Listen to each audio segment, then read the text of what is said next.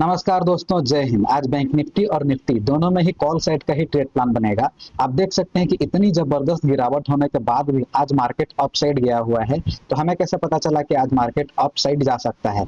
अगर मार्केट को up side जाना है तो उसे सेलर्स के एसएल चाहिए होंगे, और पिछले दिन ज्यादा सेलर्स के एसएल अवेलेबल नहीं थे, इसीलिए मार्केट गिरा हुआ है सेलर्स को एक्टिवेट करने के लिए। और उसके बाद उन सेलर्स के एसएल हंट करने के लिए आज मार्केट ऊपर गया हुआ है। तो हमें कैसे पता चला कि पिछले दिन सेलर्स के एसएल अवेलेबल नहीं थे, जबकि साइकोलॉजिकल लेवल के नीचे नीचे ही मार्केट ने क्लोजिंग दिया है होल्ड करते हुए? तो सबका रीजन समझाऊंगा, वो भी पूरे लॉजिक के साथ। बने रहिए मेरे साथ।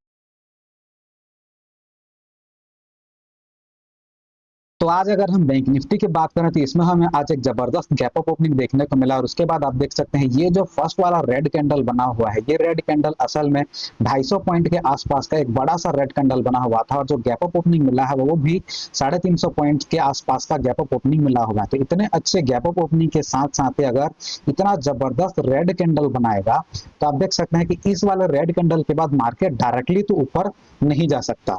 तो इतने अच्छे रेड कैंडल के बाद मार्केट को थोड़ा बहुत तो और नीचे आना चाहिए था। हालांकि अगर हम इसी टाइम पर निफ्टी का प्राइस एक्शन देखें तो आप देख सकते हैं कि निफ्टी में भी हमें आज एक जबरदस्त गैप अप ओपनिंग देखने को मिला था। और गैप अप ओपनिंग के साथ साथ ही इसमें भी जो फर्स्ट कैंडल बनाया है वो बहुत ही जबरदस्त रेड कैंडल बनाया हुआ था। हालांकि इस वाले रेड कैंडल ने साइकोलॉजिकल लेवल 25,000 और क्लोजिंग प्राइस दोनों का ही ब्रेक डाउन कर दिया था। तो अगर साइकोलॉजिकल लेवल और क्लोजिंग प्राइस दोनों का ही ब्रेक डाउन करेगा तो आज इंट्राडे लेवल पर तो सेलर से एक्टिवेट होंगे निफ्टी में। लेकिन मार्केट तुरंत यहीं से ही ऊपर नहीं जा सकता, क्योंकि पिछले दिन ज्यादा सेलर्स अवेलेबल नहीं है।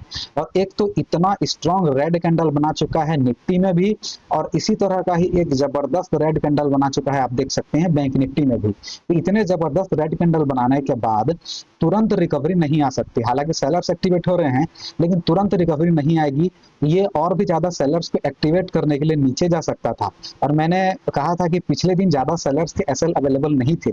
उसका रीजन समझते हैं। चलिए, उसका रीजन ये है कि आप देख सकते हैं कि पिछले बार एक साइकोलॉजिकल लेवल मौजूद था 25,000 का, और इस वाले साइकोलॉजिकल लेवल के नीचे मार्केट ने आप देख सकते हैं अच्छा खासा होल्ड तो किया था।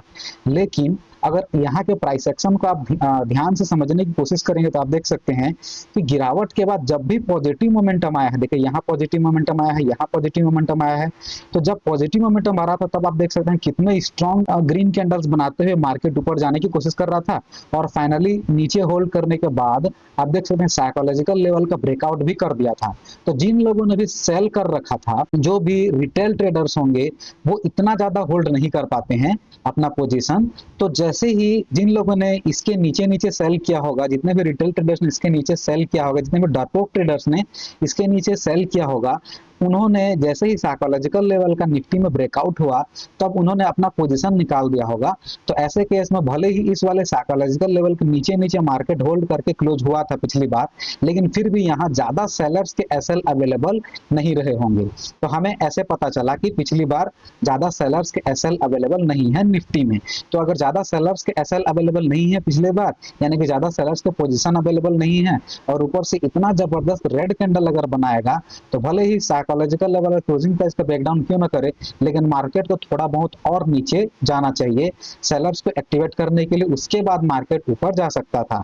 तो हमें पता चला कि आज ये जो मार्केट में गिरावट हो रही है, ये असल में सेलर्स को एक्टिवेट करने के लिए ही गिरावट हो रही है। तो हमें पोजीशन कहाँ बनाना चाहिए था? आप देख सकते हैं ये वाला जो लेवल आपको दिख रहा है, ये डे लो का लेवल था। यानी कि पिछले बार निफ्टी का डे लो था, सबसे नीचे का लेवल था, ये आप देख सकते हैं। तो इस डे वाले लो का भी ब्रेकडाउन कर चुका था, आप देख सकते हैं यहाँ पे निफ्टी।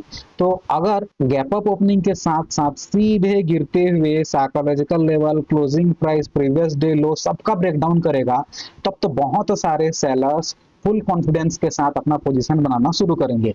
और अगर सेलर्स पोजीशन बनाना शुरू करेंगे तो उनके एसएल हंट करने के लिए आज मार्केट को ऊपर जाना चाहिए था।